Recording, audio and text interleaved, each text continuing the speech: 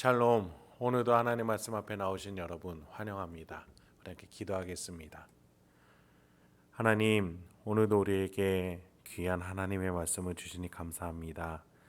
이 말씀을 듣고 마음에 새기고 우리의 심령 가운데에 되뇌일 때마다 소망이, 용기와 지혜가 평강이 일어날 수 있도록 주여 인도하여 주시옵소서. 우리의 영혼의 골수를 쪼개어 우리의 영혼을 인도할 줄 아는 그 하나님의 말씀의 인도하심이 지금 이 시간에 우리 심령 가운데 일어날 수 있도록 성령 하나님 깨닫게 하여 주시옵소서. 조명하여 주시옵소서. 예수님의 이름으로 기도했습니다. 아멘. 오늘 함께 살펴볼 말씀 베드로후서 2장 9절에서 16절. 베드로후서 2장 9절에서 16절까지 함께 살펴보도록 하겠습니다. 오늘도 성실하신 우리 하나님을 찬양합니다. 심판자로서 그리고 구원자로서 우리에게 다가오신 하나님이셔요.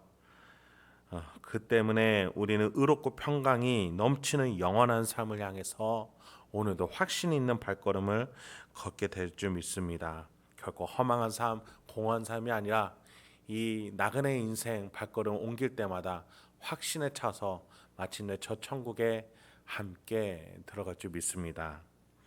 본문을 살펴보도록 하겠습니다. 오늘 본문 속에서 베드로는 거짓 선지자에 대해서 어제와 연속적으로 메시지를 던져주고 있습니다. 9절부터 11절입니다. 주께서 경건한 자는 시험에서 건지실 줄 아시고 불의한 자는 형벌 아래에 두어 심판날까지 지키시며 특별히 육체를 따라 더러운 정욕 가운데서 행하며 주관하는 일을 멸시하는 자들에게는 형벌할 줄 아시느니라. 이들은 당돌하고 자긍하며 떨지 않고 영광 있는 자들을 비방하거니와 더 큰 힘과 능력을 가진 천사들도 주 앞에서 그들을 거슬러 비방하는 고발을 하지 아니하느니라. 거짓 선지자들, 그들을 말합니다. 스스로 멸망의 길을 걷는 자라고 표현하기도 하죠. 그런 그들의 행보에 대해서 베드로는 말해주고자 합니다. 여러분, 우리 모두에게는 시험이라는 것이 있습니다. 심판이 있죠. 그런데 그 시험에서, 그 심판대에서 한 기준으로 갈리는 겁니다. 하나님을 인정하느냐 안 하느냐. 하나님을 인정하는 자들은 하나님 앞에서 경건함을 갖추고 하나님 앞에 겸손하게 있죠. 그들을 하나님은 건져내시는 것입니다. 그런데 하나님을 인정하지 않는 자들은 자기 자신이 의로움의 기준입니다. 그렇기 때문에 아나무인이죠. 하나님은 그들을 건져내지 아니하시고 자기 스스로 나가고자 하는 그 욕망의 공허한 발걸음을 내버려 두시는 겁니다. 그렇습니다. 지옥벌에 떨어지도록 하나님이 내버려 두시고 보내시고 그리고 그들이 스스로 가게끔 하시는 것입니다. 베드로는 그런 불경건한 자들에 대해서 10절에서 말하기를 첫 번째 더러운 정욕으로 사는 자들이라, 두 번째 하나님을 멸시하는 자들이다 라고 말합니다. 그렇습니다. 그들은 자신의 정욕이 기준이 되어서 자신의 욕구, 본능, 생각, 주장 그것을 중심으로 사는 자들이지 결코 하나님을 기준에 두는 자들이 아닙니다. 베드로는 그런 자들이 당돌하며 교만한데 어느 수준까지냐? 뚫린 입이라고 영광스러운 하나님을 섬기는 천사들의 자리에 대해서도 막무가내로 해석하고 비방한다라고 말하고 있어요. 하나님 앞에서 하나님을 섬기는 천사들은 경건함을 유지하기에 그들을 비방하거나 고발하려 하지 않습니다. 하나님 앞에서 겸손히 하나님의 심판을 기다린 자들이죠. 그러나 이 거짓 선지자들은 제멋대로, 이 이단과 사비비는 제멋대로 말씀을 해석하고 영적 세계에 대해서 말하고자 합니다. 예수를 모르고 성경을 해석하는 자들이 다 이러한 자들이에요. 자신 안에 살아있는 예수가 없으니까 경건함이나 성경을 고귀하게 해석할 능력이 없는 것이죠. 마음대로 떠들어대는 겁니다. 12절에 보니까 그러나 이 사람들은 본래 잡혀 죽기 위하여 난 이성 없는 짐승 같아서 그 알지 못하는 것을 비방하고 그들의 멸망 가운데서 멸망을 당하며. 여러분, 이것은 동물에 대한 비하가 아닙니다. 하나님이 주신 인간의 놀라운 위치가 있는데 동물과는 비교할 수 없는 명예로움이 그들에게 주어졌는데 이 거짓 선지자들은 이 명예로운 인간이라는 위치를 스스로 생각 없이 주장해대느라고 동물과 같은 하나님이 주신 명예를 잃어버려 아무런 위치가 없는 동물과 같은 위치가 되었다라고 말하는 것이죠. 그들의 행태에 대해서 13, 14절에 더 자세하게 나와 있습니다. 불의의 값으로 불의를 당하며 낮에 즐기고 노는 것을 기쁘게 여기는 자들이니 점과 흠이라.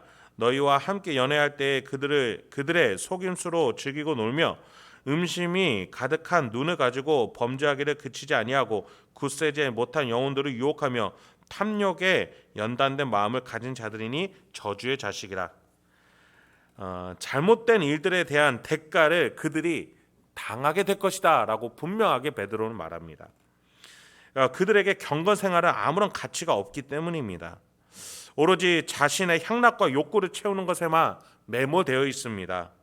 성경을 말하고 하나님과 천국에 대해서 말하며 교회와 사역한다고 할지라도 그 중심에 자신의 욕구와 체험이 있기 때문에 거짓 선생으로서의 말로를 걸을 수밖에 없다라는 것이에요. 여러분, 그들의 노는 방식에 대해서 베드로는 뭐라고 말합니까? 속임수라고 말합니다. 음탕한 눈을 가지고 매사를 바라본다고 합니다. 죄를 짓는 것에 있어서 일말의 양심이 없다고 합니다. 더 나아가 연약한 영혼들을 괴롭히는 저주의 자식들이라고 말해주고 있습니다. 여러분, 그 거짓 선생들이 우리 교회 안에도 충분히 있을 수 있으며 기독교를 표방하는 단체들이 그럴 수 있습니다. 그래서 우리는 예수 그리스도 살아계신 하나님의 아들을 중심을 가지고 성경을 듣고 해석하고 그 신앙 생활로 나아가야 될 줄 믿습니다. 베드로는 이런 거짓 선생의 실예로 민수기에서 등장하는 발람을 말해주고자 합니다. 이 발람이 누굽니까? 이스라엘 백성이 하나님의 약속의 땅으로 나아갈 때에 모압 왕의 사주와 돈을 받아 그들의 길을 막고 저주하려고 했던 거짓 선지자입니다. 15, 16절입니다. 그들이 바른 길을 떠나 미혹되어 부올의 아들 발람의 길을 따르는도다. 그는 불의의 삭스를 사랑하다가 자기의 불법으로 말미암아 책망을 받되 말하지 못하는 나귀가 사람의 소리로 말하여 이 선지자의 미친 행동을 저지하였느니라. 여러분, 이 발람이 불의의 삭스 받아서 저주하러 나갈 때 누가 말렸다고 지금 되어 있습니까? 바로 발람이 타고 가던 나귀였습니다. 발람이 나귀를 타고 가는 길이었는데 여호와의 사자가 그 길을 막습니다. 그러나 불의의 삭스로 눈이 어두워져 있던 발람은 그 앞에 여호와의 사자가 있는지를 보지 못했습니다. 그러나 나귀는 그 여호와의 사자를 보고 그 길을 가려고 하지 않습니다. 발람은 이것을 모르니 나귀의 엉덩이에 채찍을 계속 때리는 거지요. 나중에 하나님이 나귀의 입을 열어주셔서 발람과 대화하게 하시는데 나귀가 이렇게 말하는 겁니다. 왜 자꾸 나를 치느냐? 내가 너를 일평생 섬겼는데 내가 이러한 습관이 있었느냐? 내가 지금 가지 못하는 이유는 여호와의 사자 때문에 죽을까 하노라. 발람은 그제서야 그 앞에 여호와의 사자가 있는 것을 보게 됐던 것이죠. 여러분, 베드로가 12절에서 이 거짓 선지자에 대해서 뭐라고 했습니까? 이성 없는 짐승 같다. 여러분, 지금 발람이 이성 없는 짐승에게 오히려 가르침을 배우고 있는 너무나도 미약하고 처량하고 나약한 존재로 전락하지 않았습니까? 하나님이 주신 명예로운 그 위치, 다스린 자로서의 위치, 하나님의 자녀로서의 위치, 하나님의 뜻을 받든 선지자로서의 위치가 한순간에 몰락이 됐을까요? 아니요. 거짓 선지자가 불의의 삭스를 추구하고 자신의 욕심과 주장을 추구하고 살아계신 하나님 예수 그리스도 성령 하나님을 말하지 못하니 그가 이러한 처지가 되었던 것을 우리는 성경을 통해서 충분히 알 수 있습니다. 여러분, 예수님이요 마지막 날에 이러한 일이 있을 것이다 마태복음 24장에 이렇게 말씀해 주신 적이 있어요. 그때 사람이 너희에게 말하되 보라 그리스도가 여기 있다 혹은 저기 있다 하여도 믿지 말라. 거짓 그리스도들과 거짓 선지자들이 일어나 큰 표적과 기사를 보여 할 수만 있으면 택하신 자들도 미혹하리라. 여기에서도 똑같이 미혹이라는 단어가 나옵니다. 믿음이 있는 자들을 유혹해 하려고, 미혹해 하려고, 흔들리게 하려고 하는 자들이 가면 갈수록, 말세가 될수록 나타날 것입니다. 하나님의 말씀, 그 하나님의 말씀에 점점 더 어두워지는 자들이 많아질 것입니다. 우리는 깨어 있어야겠습니다. 내 안에 살아계신 예수 그리스도, 그분으로 우리는 깨어 있을 수 있는 것을 기억하시기 바랍니다. 그 예수님과 오늘 동행하시면서 세상의 유혹과 거짓 그리스도들의 거짓에 속지 마시고 내 안에 살아계신 예수 그리스도로 말미암아 저 부활하여 천국 땅에 이를 때까지 굳건하게 이 믿음의 신앙의 발걸음 걸어나갈 수 있는 저와 여러분이 되길 소망합니다. 함께 기도하겠습니다. 하나님, 오늘도 우리에게 귀한 하나님의 말씀을 주시니 감사합니다.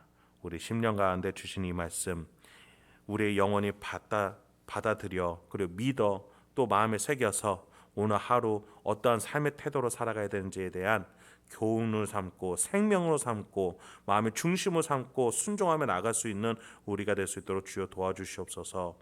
우리를 미혹해 하려는 이 말씀을 뺏어가려는 악한 사단마귀 권세를 물리쳐 주시고 내 안에 살아계신 예수 그리스도와 함께 당당하게 오늘도 승리하며 말씀을 살아낼 수 있는 우리가 되도록 인도하여 주시옵소서. 예수님의 이름으로 기도했습니다.